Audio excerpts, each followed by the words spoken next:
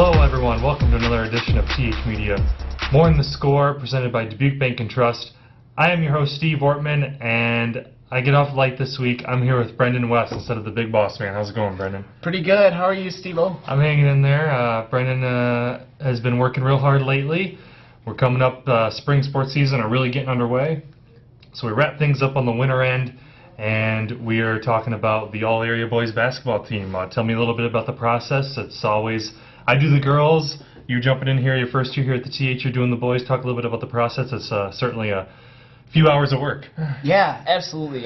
You know, I gotta say, my first year covering high school basketball in the area, I mean, we have just such a fantastic group of teams here, and I truly feel fortunate. And it wasn't very easy to come up with these lists, but I think we got a pretty solid one that stacks up with pretty much anything else in the Midwest. So we wound up selecting Cordell Pemsel of Wahlert and Devin Green of Cascade as our co-players of the year. And I think if you really look through the numbers, the stats really show that these guys, these big men, just were two phenomenal athletes, two stat monsters who just absolutely blew the competition away. So it was really fun to talk to them about it. They were both really appreciative, and they just, you know, it was a fun story to write. So that published in Friday's paper. If you missed it, catch it online at TH Online. Sure, and well, you look at what both those players did all season long. So good in the post, so good. Just all-around players talk. Also, each team also had a lot of success going to the state title games. Well, yeah, they did, and that was actually part of. I didn't just look at the kind of season they had this year. I mean, of course, they both performed very well in their senior season, setting career records, individual scoring highs, and everything. But if you look back at Devin and what Cordell were able to do, it's really 4 years in the making. These two players of varsity basketball, multiple all-state appearances, multiple TH Media all-area teams, all-conference selections. I mean, the list just goes up and down, and it's no surprise that both those guys are moving on to play at the next level. So it'll be exciting to sort of track their careers after high school as well. Sure, and those two not the only great players we've had in the area this year. Talk a little bit about the players that made the first team this year. Well,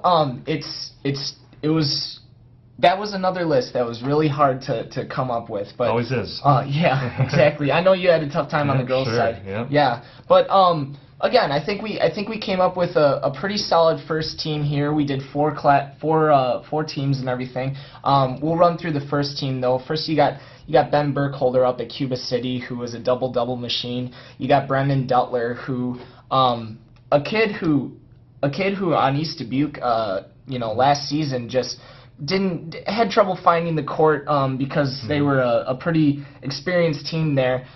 He comes off the bench this year and just delivers some phenomenal performances. Could really hit the big shot, which was a big credit to what East Dubuque was able to do this year. You got John Ernst. He was money. He was money. He was money. That's for sure. Then you got John Ernst down in Maquoketa, another two-way player who just was very phenomenal on the offensive and defensive end. Maquoketa didn't go so far in the state tournament like some of these other teams, but he certainly led them in the regular season to just a phenomenal record, and definitely was worthy of mentioning. We've got C.J. Mickles down in Bellevue Marquette, another guy who just poured in the points, could really score from anywhere.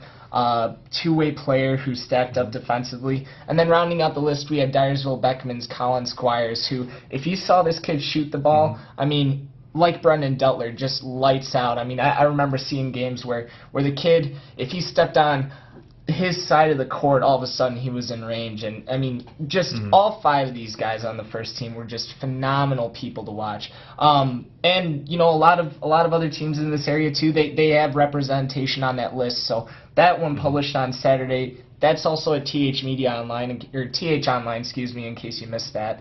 But again, just what a phenomenal basketball season it's represented in those two articles that were written. Yeah, and then you also look at picking the coach of the year. Another great honor for a great coach to end his career. Yeah. another really tough choice because, again, we've got so many great teams in this area who, you know, and coaches too. I mean, and that's kind of how I feel. You know, you get these great coaches who've been developing these teams for years and years, and it's no surprise that we had several advance really far in the postseason. But how could it not be Al Marshall this year? He takes his program to brand new heights. First ever state title game for Al Marshall after waiting 47 years to finally get there. His team was one of the best, if not the best, defensive teams in all of Class 2A. And just the way he sort of developed that system and this graduating class that he was able to take there, I mean, it when you look back at everything that the Cougars went through this year, it's no surprise that a guy like Al Marshall gets to wind up on top as our TH Media Coach of the Year. And we caught up with him. He visited us for a photo shoot, so I asked him a few questions, and here's what he had to say in reflection on earning that honor. Well, I wanted our players to use basketball as a vehicle to grow as people.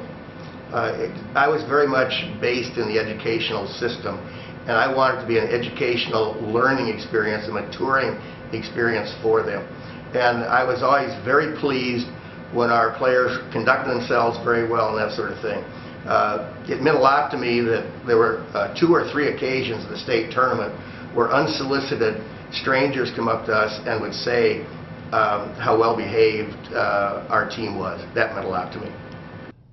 All right, Al Marshall there talking about a tremendous season, tremendous career at Cascade, and as always, Brenden, a great job on the all-area team. As always, I guess I should say good first job. You did your first time. So, well, as always for me, good job, Steve. You did a great job picking your girls' teams. But I should say, you know, you did do a good job covering the girls this year, and those articles were fun to read. If you missed the girls' all-area selections, those published a couple weeks ago, but they're also online. Sure, and yep. So wrapping things up, we're heading into the spring season. Also, you know, springtime's in the air. The NCAA tournament just wrapped up.